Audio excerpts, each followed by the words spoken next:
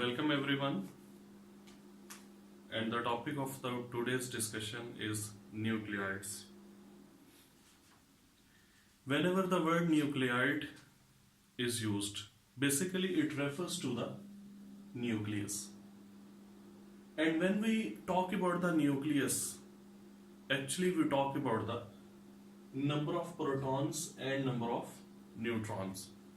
So term nucleide is related to nucleus, and the nucleus is related to the number of protons and the number of neutrons.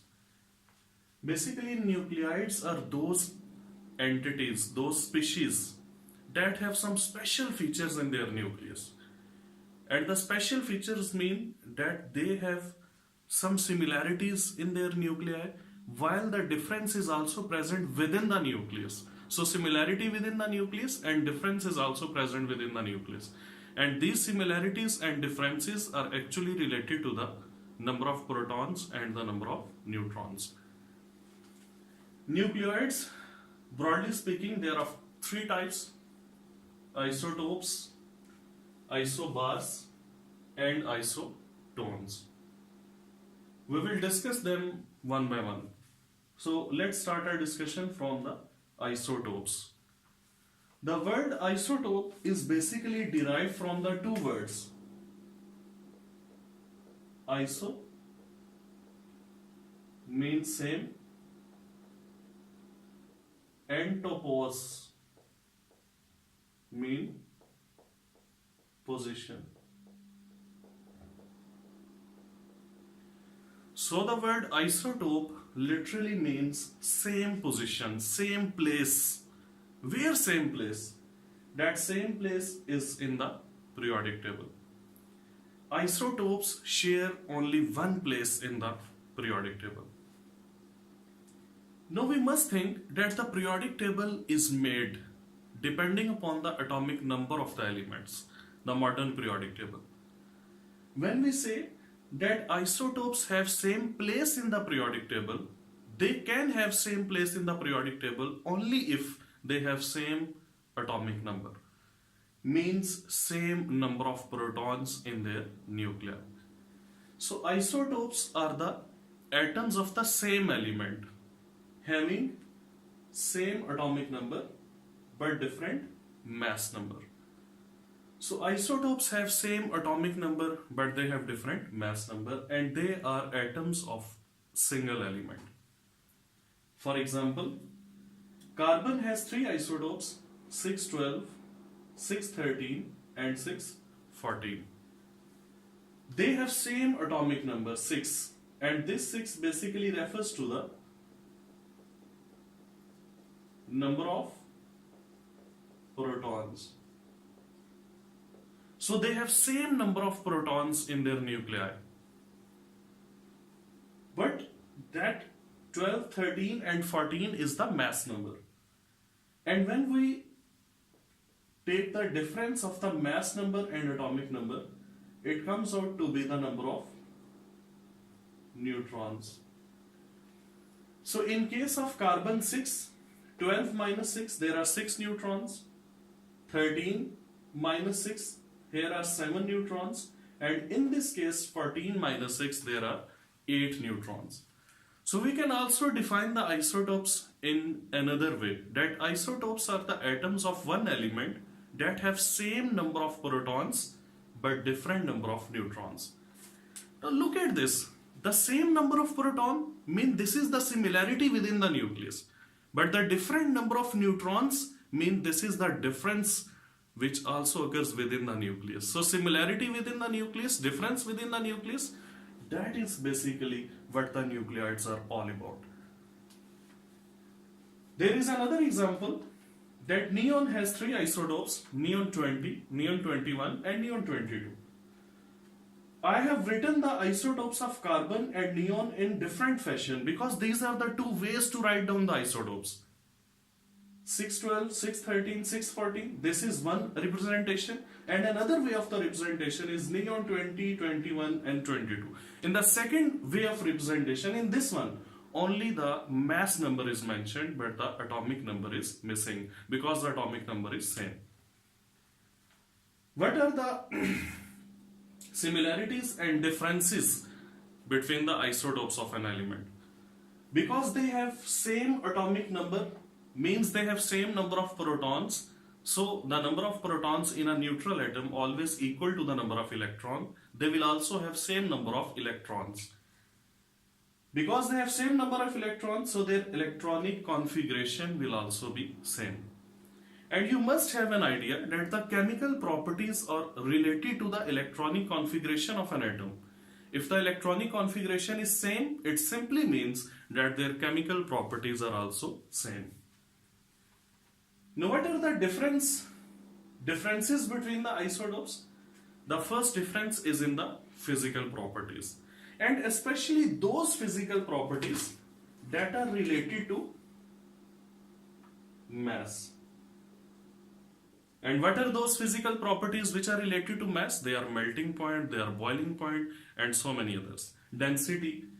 So these physical properties of the isotopes that depend upon the mass, they will be different. And listen very carefully, that the difference in those physical properties which depend upon the mass, this effect in the isotopes is called as isotopic effect.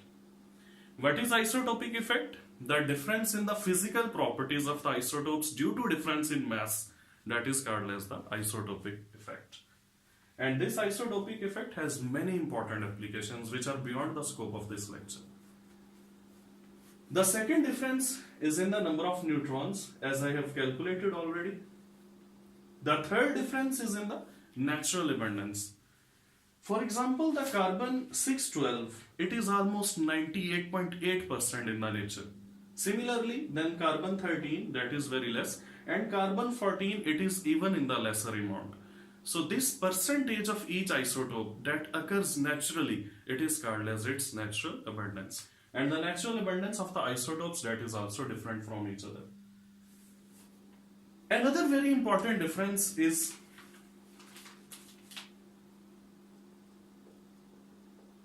rate of reaction. The rate of reaction of the isotopes is also different. For example, in case of hydrogen, there are three isotopes, protium, deuterium and tritium. The reactions of the deuterium are much faster as compared to the reaction of the protium. Natural abundance is very important in the sense that whenever we discuss some isotope in the encyclopedia, we will discuss the properties of that isotope that has maximum natural abundance. Whenever you will be reading books, you will see hydrogen in the protium form. And the properties of the protium are mostly discussed. Why? Because it has maximum natural abundance. So our discussion will be focused on that isotope. There are some similarities and differences between the isotopes. And the phenomena of the isotopy was first discussed by the Soddy. Soddy is the name of the scientist. She is not the younger sister of the soda. He is a scientist. Now, let's move towards the next discussion. That are some statistical figure about the isotopes. Statistics of isotopes. I will mention some elements having different isotopes, just like fluorine, iodine, arsenic, gold. These are the four elements that have only single isotope. And because they have only one isotope, one stable isotope that occurs in the nature, they are also referred as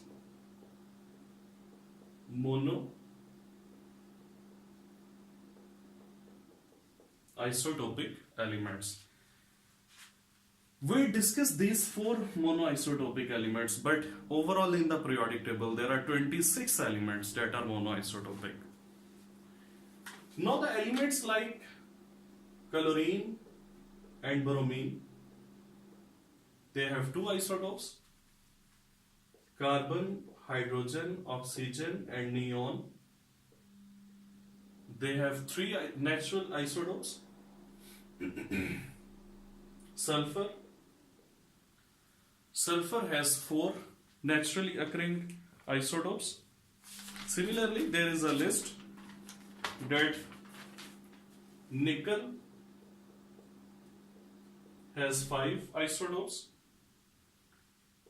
Calcium and palladium have six isotopes. Cadmium has 9 isotopes, and tin has 11 isotopes, while silver has 16 isotopes. Now let me tell you one thing, that the tin is the element having maximum naturally occurring isotopes, and they are not 11, they are 10. The 11th one is the artificial or unstable isotope. Silver has total 16 isotopes, but the naturally occurring isotopes are only 2. The remaining 14, they are prepared by the artificial disintegration of the nuclei. So here is the list of the elements having different number of the isotopes. In that statistics, I will also like to mention one thing more.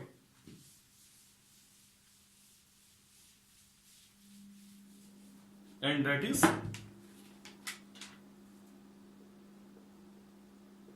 keep this figure in your mind. 580. 580 are the total number of isotopes. Total number of the isotopes that have been prepared or discovered so far. 580. Now out of these 580 isotopes, we will divide it into 300 and 280. The 300 are the artificially prepared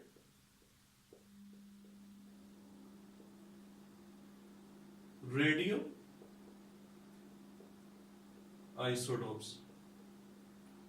These are those isotopes that have been prepared by the artificial disintegration. Artificial disintegration simply means through the artificial radioactivity. And these 280, they are basically naturally occurring isotopes of different elements. Now out of these 280 isotopes, now we divide it into two categories, 40 and 240. 40 are the natural but radioisotopes. These 40 are naturally occurring radioisotopes.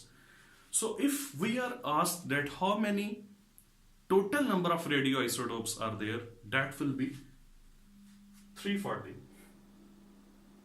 And if we are asked how many naturally occurring radioisotopes, that will be 40.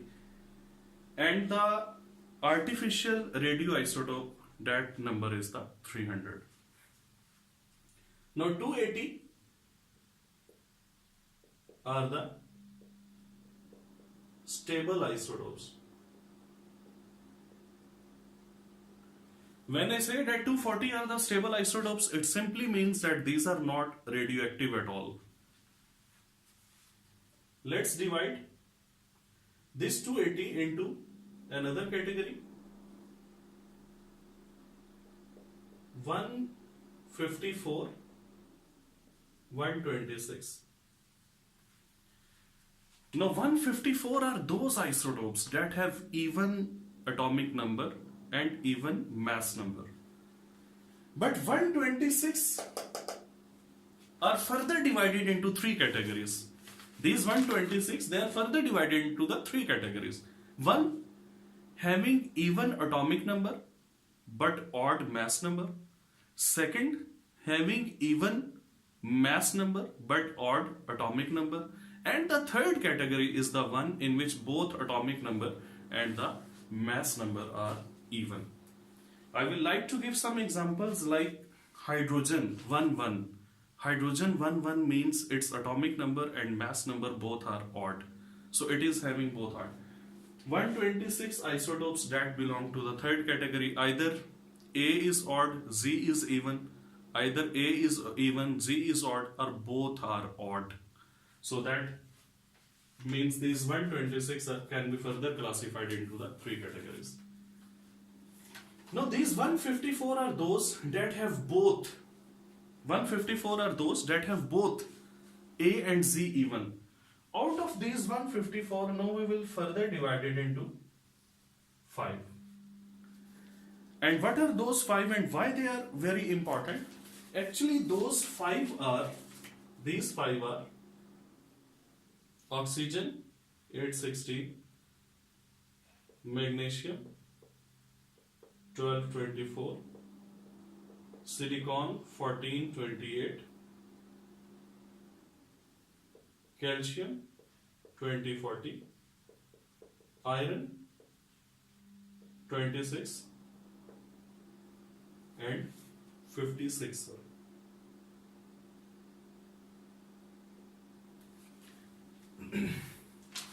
Now out of 154 that have both A and Z even, the 5 are very important. You can see one thing common in these 5 isotopes or these 5 atoms, that their mass number is multiple of 4. And those isotopes having mass number multiple of 4, they are especially very abundant in the earth crust, and almost 50% of the earth crust is made of them. Now why they are very abundant? This is again a question. Just because of the reason that this mass number actually fulfills the rule of the magic numbers.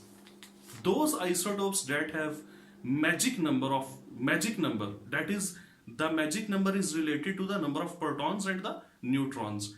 Those isotopes that fall in that category of the magic number, they are especially very abundant and they are very stable. Now what is that magic number of the protons and the magic number of the neutrons? Let me discuss with you people.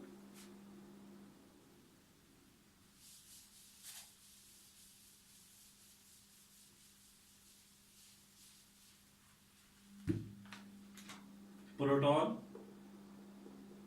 and neutron. 2, 8, 20, 28, 50, 82, 114, 126 and 184. This is a magic number which is related to the number of proton, and here are the magic numbers that are related to the number of neutrons. Now any isotope in which the number of protons are among these magic numbers or the number of neutrons are among these magic numbers, they will be specially abundant and stable.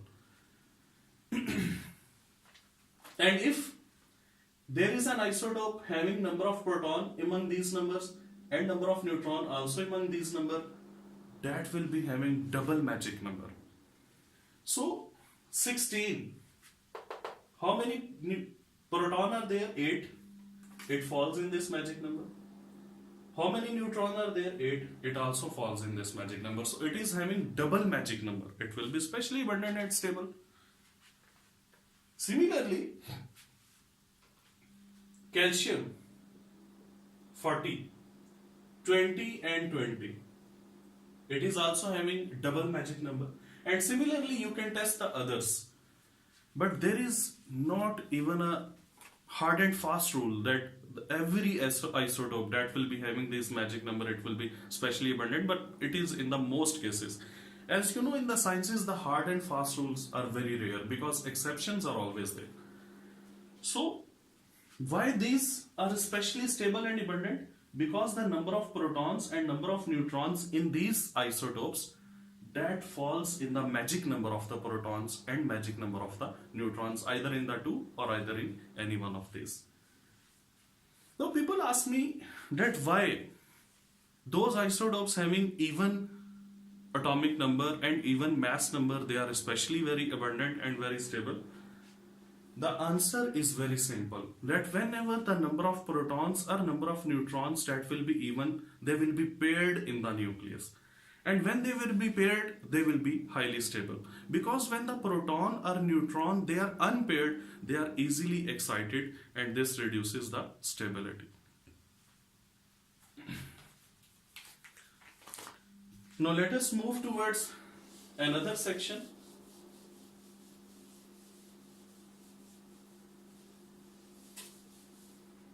Which is about the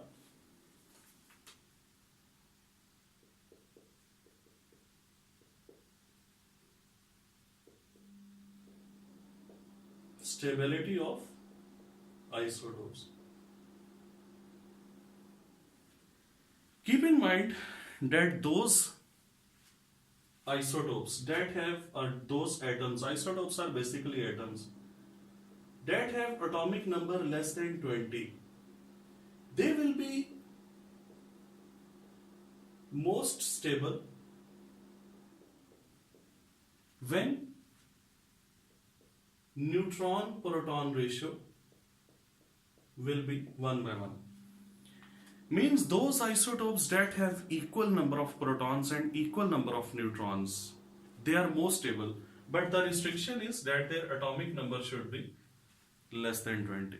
If the atomic number of an isotope is less than 20, it will be most stable in that form when the number of proton and number of neutron will be equal. I will give an example. Carbon 612. Number of protons 6. Number of neutrons 6. The neutron proton ratio is 1:1, so that will be most stable among these three isotopes. And the disturbance in this ratio creates instability or unstability in an isotope. So you can see that in carbon 614, the number of protons are 6, but the number of neutrons are 8.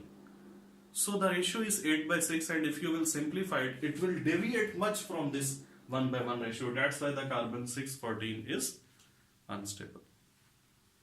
But in those isotopes that have atomic number greater than 20, you can say 21 to 83 or 82. Those isotopes that have atomic number from 21 to 82, they will be most stable when the neutron proton ratio will be 1:5:1.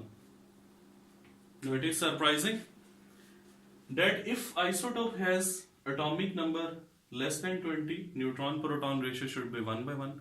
But if an isotope has mass greater than 20 but lesser than 83, then it will be most stable when the neutron proton ratio will be 1:5:1.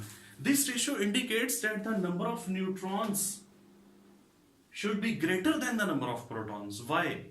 Because when the number of protons in the nucleus increase, then the repulsion between the protons starts. And keep one thing in your mind, that the function of neutrons in the nucleus is to keep the protons separate from each other and reduce their repulsion with each other.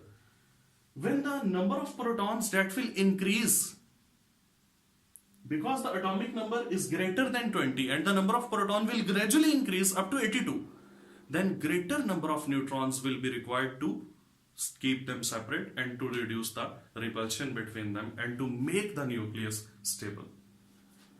So this one is the stability criteria. And if we move greater than 82, move from 83 and onward, then most of the isotopes, they are radioisotopes and they undergo the radioactivity.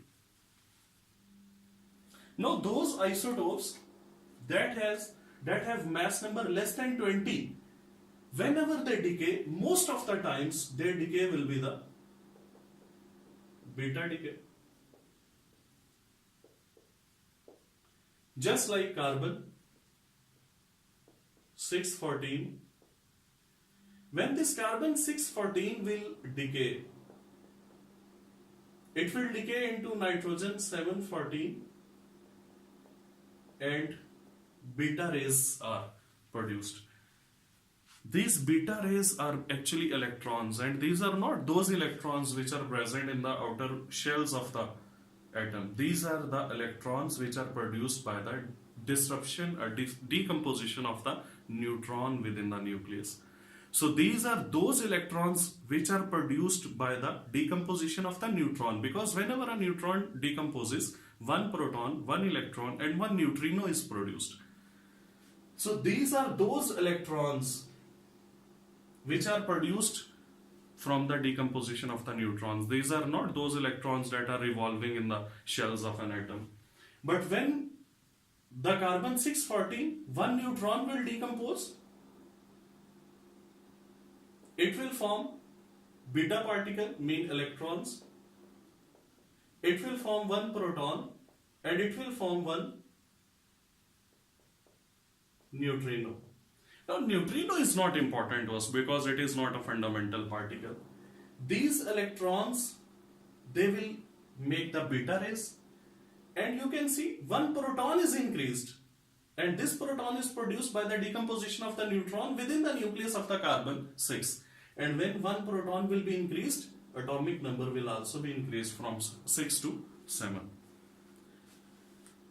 But one neutron produces one proton, so overall the nucleon number will remain same, as it can be seen in the carbon 14 and nitrogen 14. Carbon 14 is a very important isotope because the carbon 14 remaining in the historical artifacts is used to determine their ages. But those isotopes that have mass atomic number, no, this category is not followed, but those isotopes that have atomic number greater than 83, they usually undergo the alpha decay. You can simply see the uranium. Uranium has atomic number 92, and whenever the uranium decomposes or follows the radioactivity, it emits the alpha rays. So those isotopes that have atomic number less than 20, they are stable in 1:1 ratio, and when they will decay, if they are unstable, when they will decay, they will undergo or they will emit the beta radiations. And those isotopes that have mass number 21 to 82, they will be stable in neutron proton ratio 1/5 and 1.5 and 1. And those isotopes that have atomic number greater than 83, when they will decay, they will follow or they will emit the alpha particles. This was the discussion about the isotopes. What does the word isotope mean? How we can define the isotopes? What are the two ways to represent the isotopes? Similarities and differences between the isotopes? What is meant by the isotopic effect? Then the statistics of the isotopes. Then the stability of the isotopes. That was all about the discussion of the isotopes.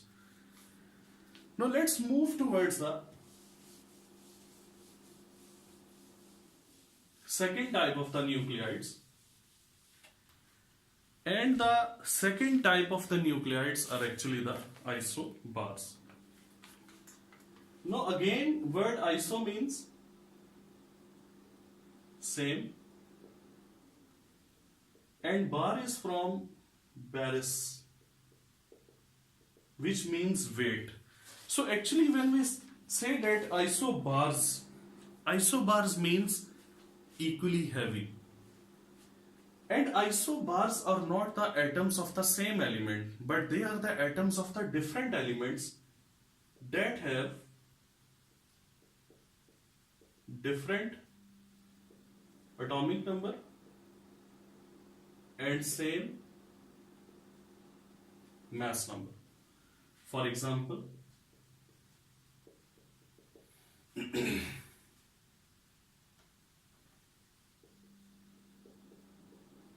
atomic number of argon is 18, 19 and 20, but mass number 40, 40 and 40. They have same mass number but different atomic number, and they are atoms of the different elements. They are called as the isobars. Now isobars have different chemical properties. It is confirmed. Why they have different chemical properties? Because they have different electronic configuration. But there are those physical properties that depend upon the mass. They are quite similar and they are related to each other. They are different, but up to very little extent. They are quite similar to each other. So these are called as the isobars.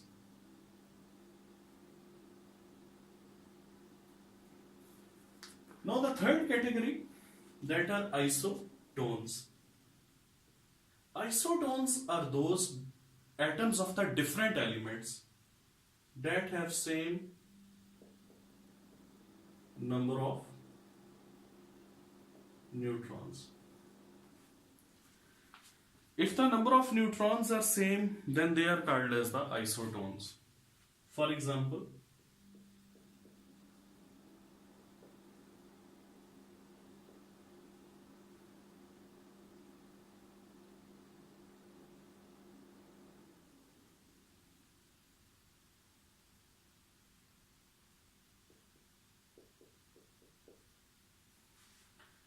you can see that their atomic number that is different from each other. Their nucleon number that is also different from each other. But the number of neutrons are same because the neutrons are calculated by having a difference of the atomic mass or mass number and the atomic number.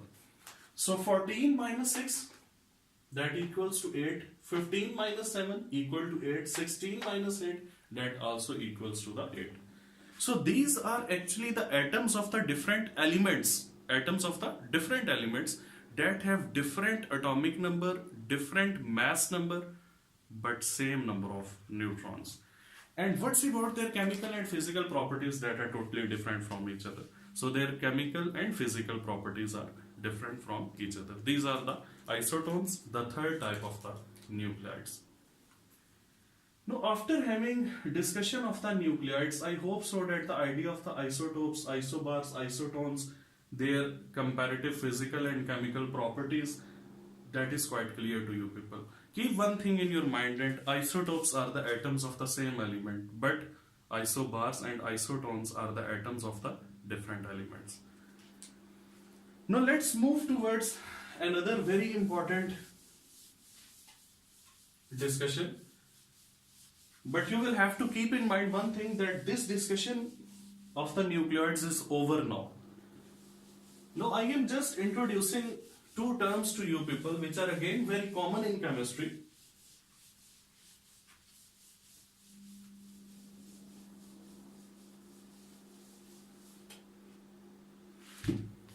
The first one is isoelectrons. Obviously, isoelectrons are those species that have same number of electrons and they have same electronic configuration. For example, sodium, positive neon, magnesium plus 2, CH4,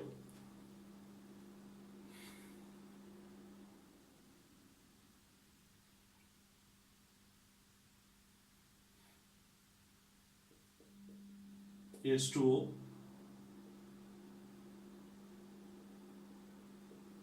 NH4 positive. These are all having 10 electrons.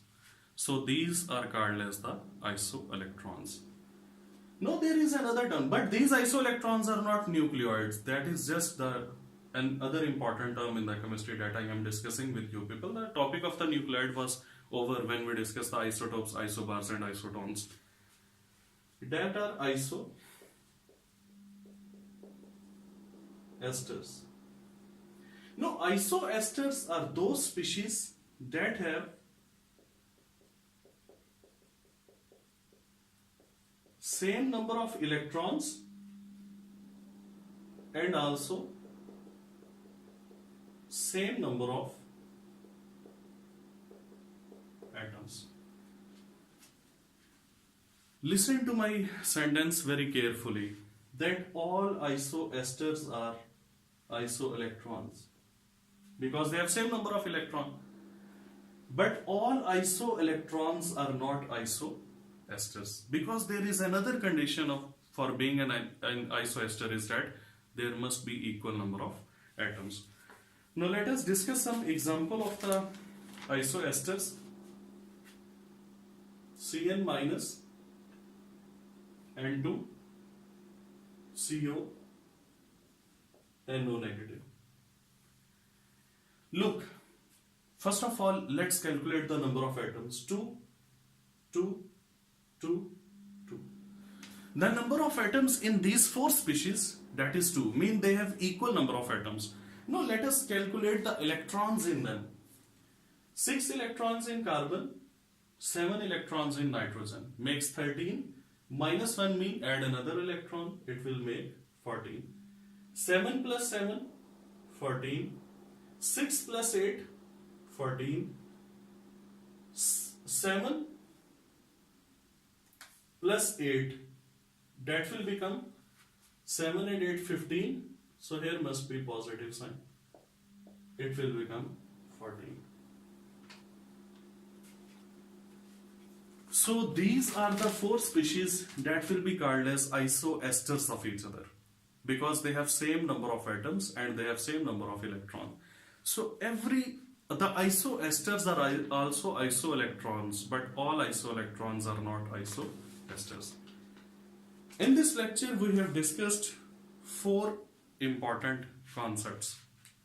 First was the concept of the isotopes. Second, the concept of isobars. Third, the concept of isotones. And the fourth one, these three, isotopes, isobars, isotones, are basically nucleoids because they have similarities within the nucleus and they also have difference within the nucleus from each other. And they have special features of their nucleus. That is the special feature of their nucleus. And the fourth important is the concept of isoelectrons and isoesters. These are very basic terms which are used in chemistry in the studies. Whether you are a student of any level, you must have an idea of all these terms.